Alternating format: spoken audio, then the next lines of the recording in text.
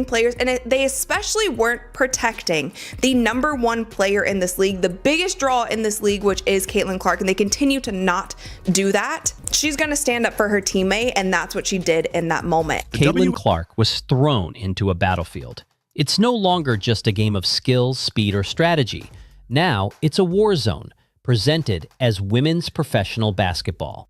And the league, the very institution tasked with protecting its stars, has gone silent. They've let the chaos fester.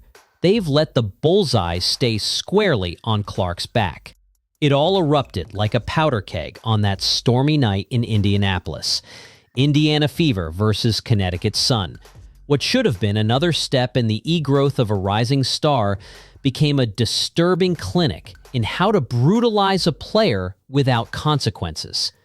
Before the first whistle, you could feel the tension. And when Caitlin Clark was poked in the eye, shoved in the chest, and later rammed to the ground by Marina Mabrey, there was no justice, no ejection, no statement from the officials. Only a hollow technical and a shrug. Meanwhile, Sophie Cunningham retaliated, got a flagrant 2, and was thrown out. One player was punished, the other is rewarded with more screen time and less accountability. Caitlin Clark was sacrificed. The crowd, stunned and outraged, watched their franchise centerpiece get crushed again and again. Lisa Bluter, her former coach, called for rule changes. Fans flooded social media demanding protection. But inside Gainbridge Fieldhouse, the referees swallowed their whistles and blinked at the carnage. And here's where it spirals further. This isn't new. This is a trend. The WNBA has allowed this level of aggression to grow unchecked all season. From Kennedy Carter's blindside hit to the persistent face checks and body blows Clark absorbs every game. This isn't basketball anymore. This is sanctioned assault. And while the league quietly upgrades fouls after public backlash, those decisions come too late to matter. The damage is already done. It's a calculated silence from the top, a refusal to admit the truth, that Caitlin Clark, the biggest name to ever hit their league, is being punished for it. She's disruptive. She's the straight, white, straight-shooting, media-savvy superstar in a league whose cultural dynamics have long been rooted in Black and queer identity. And that contrast is visceral. For some, it's resentment. For others, it's rivalry. But what it's not is safe. On the court, Clark dishes it out too. Throws elbows, stares down defenders, talks her talk. She's no victim in the passive sense. She's fierce. She battles. But that doesn't justify the way the league has let her be hunted like prey on a nightly basis. That's not toughness. That's negligence. Stephen A. Smith said it bluntly. Caitlin Clark instigates resentment, but she's also the golden goose who's lifting the entire league. The WNBA isn't protecting its asset. There is zero tolerance for the kind of aggression that's become routine. It's political. It's economic. Let's talk numbers.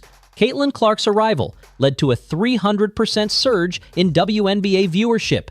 The Fever now average over 17,000 fans per game, more than the Indiana Pacers. Her jersey is the top seller. Fever media presence has skyrocketed by 105%. In player influence metrics, she's the face and the engine. The reason half the country is even watching WNBA basketball in the first place.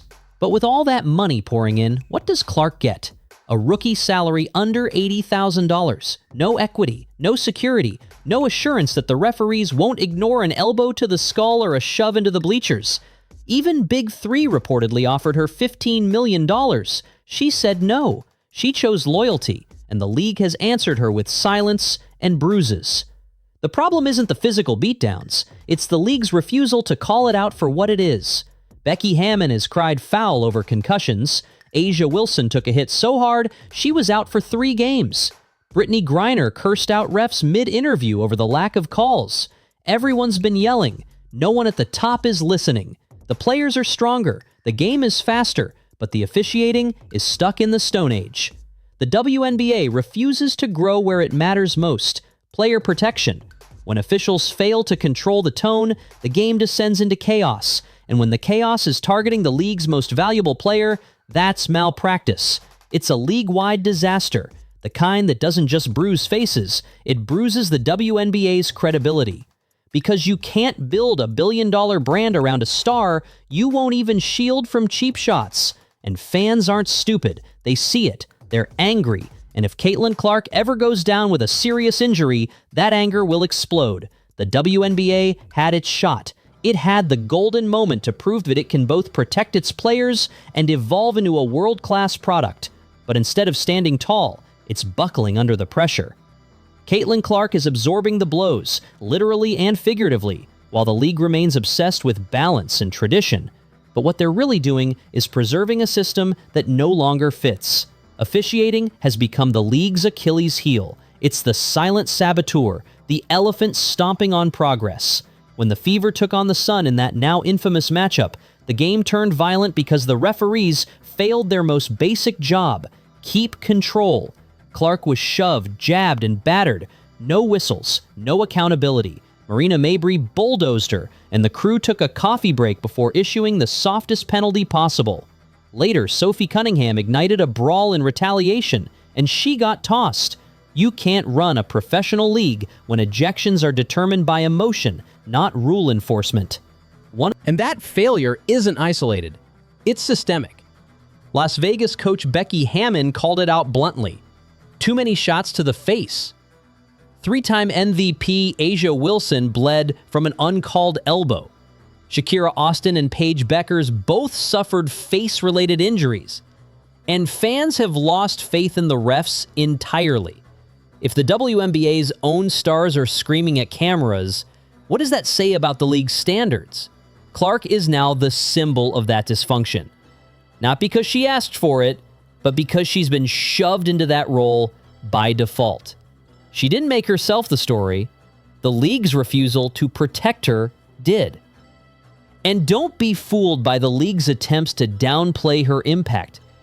Kathy Engelbert calling this a Magic Larry moment without naming Caitlin Clark was a strategy, a calculated attempt to diffuse tension, to avoid putting one player on a pedestal.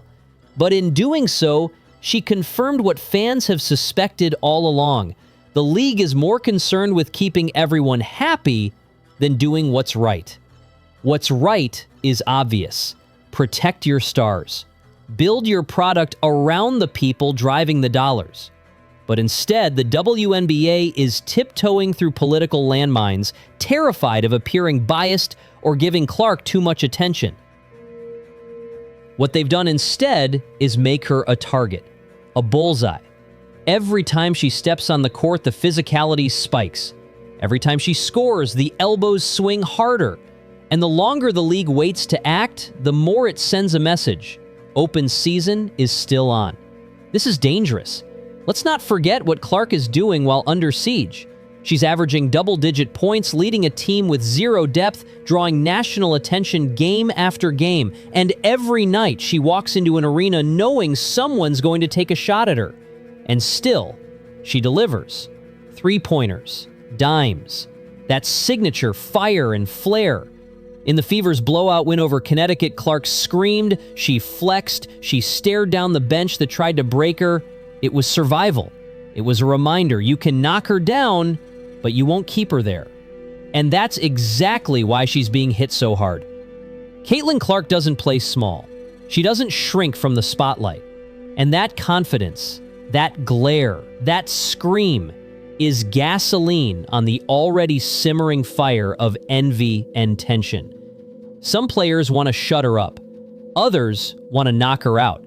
But the officials are just letting it burn. Because here's the brutal truth. If Clark takes a concussion or tears something from a reckless foul, the backlash won't just be on the refs. It'll fall on Engelbert, on the teams, on the owners, on the media that laughed off the warnings. The narrative won't be about growing pains or rookie hazing. It'll be about neglect.